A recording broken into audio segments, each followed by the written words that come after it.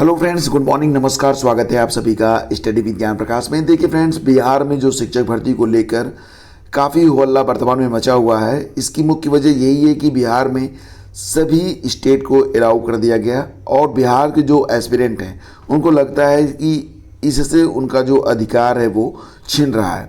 फिलहाल डोमिसाइल नीति हटाने के विरोध में धरना तो अखिल भारतीय विद्यार्थी परिषद के बैनर तले डोमिसाइल नीति हटाने और शिक्षक अभ्यर्थियों पर लाठीचार्ज के खिलाफ शुक्रवार को गर्दनीबाग में राज्य स्तरीय धरना दिया गया।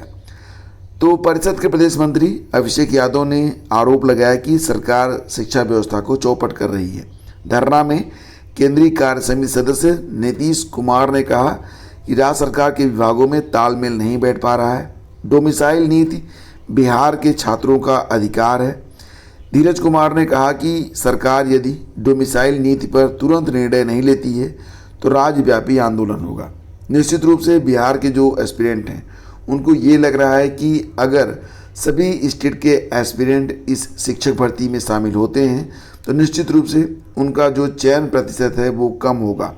हालांकि जो अदर स्टेट के एस्पिरेंट हैं उनको बिहार में जनरल मान के ही अलाउ किया गया है, यानी कि सिर्फ जनरल की सीटें ही अदर स्टेट के लिए अलाउ हैं। लेकिन उसके बावजूद जो बिहार के एस्पिरेंट हैं वो चाहते हैं कि अदर स्टेट को किसी भी कीमत पर अलाउ ना किया जाए। और फ्रेंड्स, आगे बढ़ते हैं। अगली खबर है बीपीएससी का सर्वर डाउन, परेशानी। जैसा कि आप लोग जानते हैं, बिहार शिक्षक भर्ती में आवेदन करने की जो लास्ट डेट है वो 12 जुलाई है। आज 8 जुलाई हो चुकी है, तो 8, 9, 10, 11, 12 फिलहाल स्थितियां ये हैं कि जो सर्वर है वो बिल्कुल भी काम नहीं कर रहा है और अभ्यर्थी इस बात को लेकर खासे परेशान हैं। एक एक फॉर्म को भरने में पूरा दिन निकल जा रहा है और यहाँ पर अभ्यर्थी ये कह रहे हैं कि बहुत सारे डॉक्यूमेंट्स की नीड है यहाँ पर, जिनको बनवाने में ही 15-20 दिन निकल गए। और अब जब उनके पास डॉक्यूमेंट्स रेडी हैं तो अब बीपीएससी का जो सर्वर है वही काम नहीं कर रहा है।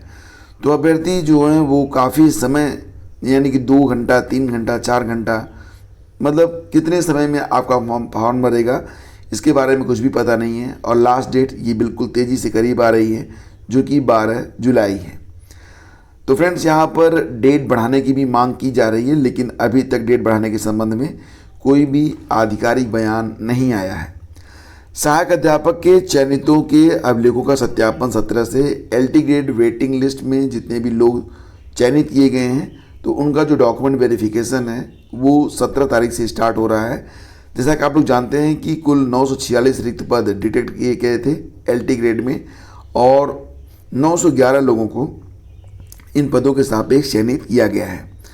तो दोस्तों, सत्यापन कार्य 17 जुलाई से शुरू होगा और 24 जुलाई तक चलेगा।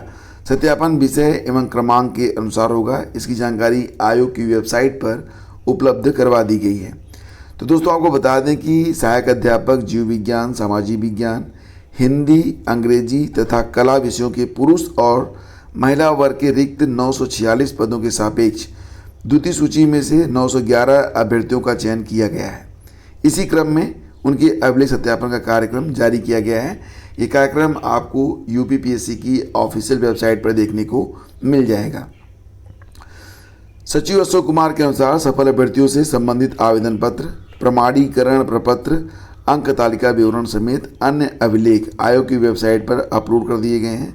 सफल अभ्यर्थियों को प्रपत्र डाउनलोड कर उन्हें भरकर तथा संबंधित अभिलेख संलग्न कर 2 प्रतियों के साथ निर्धारित तारीख पर और उनको जो आयोग में उपस्थित होना है। तो ये जानकारी उनके लिए काफ़ी अहम है जो लोग एलटी ग्रेड की दूसरी सूची में चयनित हुए हैं। और फ्रेंड्स, इस बार इलाहाबाद विश्वविद्यालय में जो अभ्यर्थी स्नातक में एडमिशन लेना चाहते हैं उनके लिए कुछ नए बदलाव किए गए हैं। इस बार CUET का जो रिजल्ट है उसके जारी होने से पहले ही 11 तारीख से इलाहाबाद विश्वविद्यालय की जो ऑफिशियल वेबसाइट है वहाँ पर एक लिंक आपको देखने को मिलेगा, जिसमें जो अभ्यर्थी इलाहाबाद विश्वविद्यालय में एडमिशन लेना चाहते हैं उनको पहले दिल्ली विश्वविद्यालय की तरह इलाहाबाद विश्वविद्यालय की वेबसाइट पर भी अपना रजिस्ट्रेशन करना पड़ेगा। यानी कि CUET तो आपने दिया ही है। CUET में अगर आपने इलाहाबाद विश्वविद्यालय का ऑप्शन दिया था तो अब बारी है कि आप इलाहाबाद विश्वविद्यालय का जो ऑफिशियल वेबसाइट है उस पर भी अपना विवरण, यानी कि अपना जो रजिस्ट्रेशन है उसको अपडेट करें, और ये आपके लिए बहुत ही ज़रूरी है। अगर आप इलाहाबाद विश्वविद्यालय की वेबसाइट पर ये काम नहीं करते हैं तो आपका एडमिशन नहीं हो पाएगा। तो 11 जुलाई से स्नातक में दाखिले के लिए ऑनलाइन पंजीकरण की प्रक्रिया जो है वो स्टार्ट की जाएगी। इसके लिए फ़ीस भी रखी गई है। जनरल की फ़ीस और ओबीसी की फ़ीस 300 रुपये है। बाकी जो रिजर्व कैटेगरी के स्टूडेंट हैं और पीडब्ल्यूडी हैं उनको 150 रुपये शुल्क जमा करना पड़ेगा। भारत में सबसे ज़्यादा 47% लोग नौकरी को लेकर असुरक्षित। तो दोस्तों, पूरे भारत में लगभग आधे लोगों को ये लगता है कि उनका जो जॉब है वो कोई श्योर नहीं है और उसमें कोई सिक्योरिटी नहीं है कि वो हमेशा बनी रहेगी। और यही वजह है कि बहुत सारे लोग जो हैं वो अपने जॉब को चेंज करना चाहते हैं। हालांकि जो सर्वेक्षण किया गया उसमें अन्य देशों में ये प्रतिशत 38% है, जबकि भारत में है 47%। हालांकि यहाँ पर जो रोज़गार है उसको लेकर जो लोग हैं वो बिल्कुल भी निश्चित नहीं हैं कि उनकी नौकरी कब तक उनके साथ रहेगी।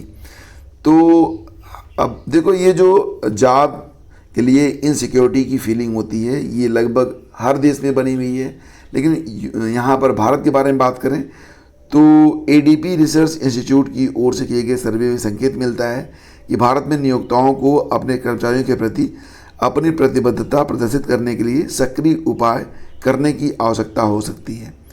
32,000 लोगों के बीच सर्वे में कहा गया कि करीब 50% कर्मचारी मानते हैं कि वे अपनी जॉब को लेकर श्योर नहीं हैं। हालांकि जिनकी उम्र 55 साल है उनमें 24% लोग मानते हैं कि उनकी नौकरी की कोई गारंटी नहीं है। और जैसा कि फ्रेंड्स, मैंने आप लोगों से कहा था कि अगर कुछ चीज़ें महंगी हो रही हैं तो अगर संभव हो तो उनका त्याग कर देना ही बेहतर होता है। मैकडोनाल्ड ने भी बर्गर से टमाटर को हटा दिया है और ये कहा है कि उन्हें अच्छी गुणवत्ता के जो टमाटर हैं वो सही दाम पर उपलब्ध नहीं हो पा रहे हैं, और यही वजह है कि उन्होंने अपने जो भी मतलब खाने के जो भी आइटम हैं उसमें से जो टमाटर है उसको हटा दिया है। तो फिलहाल ये काम सभी लोग कर सकते हैं और व्यर्थ का हो हल्ला। अब टमाटर का सीज़न आता है तब आप खाइए। एनीवे फ्रेंड्स, ये थी आज की न्यूज़ अपडेट। अगर सेशन आपको अच्छा लगा तो लाइक और शेयर कर दीजिएगा।